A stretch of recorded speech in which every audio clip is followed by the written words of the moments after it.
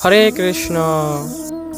আচ্ছা, আপনাদের কি কখনো মনে হয়েছে যে এই জড়জগতের সব কষ্টের মূল হচ্ছে আসক্ত? আজ্ঞে হ্যাঁ, এই জড়জগতের সকল কষ্টের মূল হচ্ছে এই আসক্তি। আজকে আমি গীতার সাপেক্ষে প্রমাণ করে দেব এই জড়জগতের সকল কষ্টের মূল হচ্ছে আসক্তি। আজকে আমরা শ্রীমদ্ ভগবদ গীতার দ্বিতীয় অধ্যায় ৬২ এবং ৬৩ নং শ্লোকটি পড়ব এবং শুনব। আপনারা সকলে কৃপা করে আমার সাথে বলুন।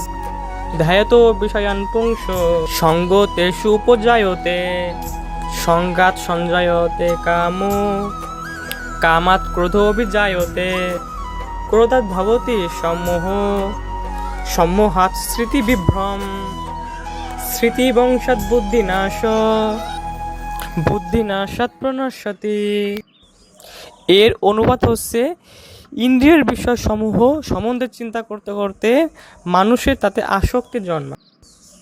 আসক্তি থেকে কাম উৎপন্ন হয় এবং কামনা থেকে ক্রোধ উৎপন্ন হয়।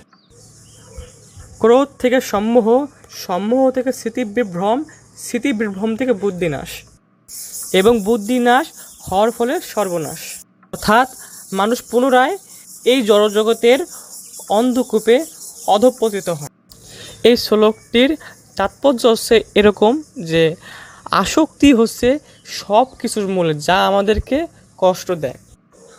ধরো একটি বাচ্চা ছেলে একটি গেমের প্রতি প্রচণ্ড আসক্ত।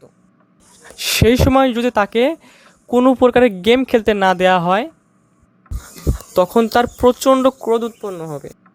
ক্রোধ থেকে সম্মোহ, আর সম্মোহ থেকে স্মৃতিবিভ্রম, আর স্মৃতিবিভ্রম থেকে বুদ্ধিনাশ এবং সর্বশেষ বুদ্ধিনাশ হওয়ার ফলে সর্বনাশ।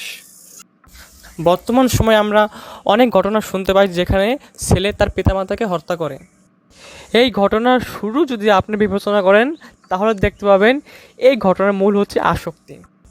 এই আসক্তি হতে পারে কোনো একটা মেয়ের প্রতি, অথবা কোনো একটা গেমের প্রতি, অথবা অন্য কোনো কিছু। তাই আপনাদের এবং আপনাদের সন্তানদের উচিত এই বিষয়টিকে খুবই গুরুত্ব দেওয়া। এখনও যদি আপনাদের কোনো সন্দেহ থাকে তাহলে আপনারা শ্রীমদ্ ভগবদ্গীতার দ্বিতীয় অধ্যায়ের ৬২ এবং ৬৩ নম্বর শ্লোকটি দেখতে পারেন। আর আপনাদের যদি কোনো প্রশ্ন থাকে তাহলে নিচে কমেন্ট বক্সে লিখে দিতে পারেন। আজকের ভিডিও এই পর্যন্তই।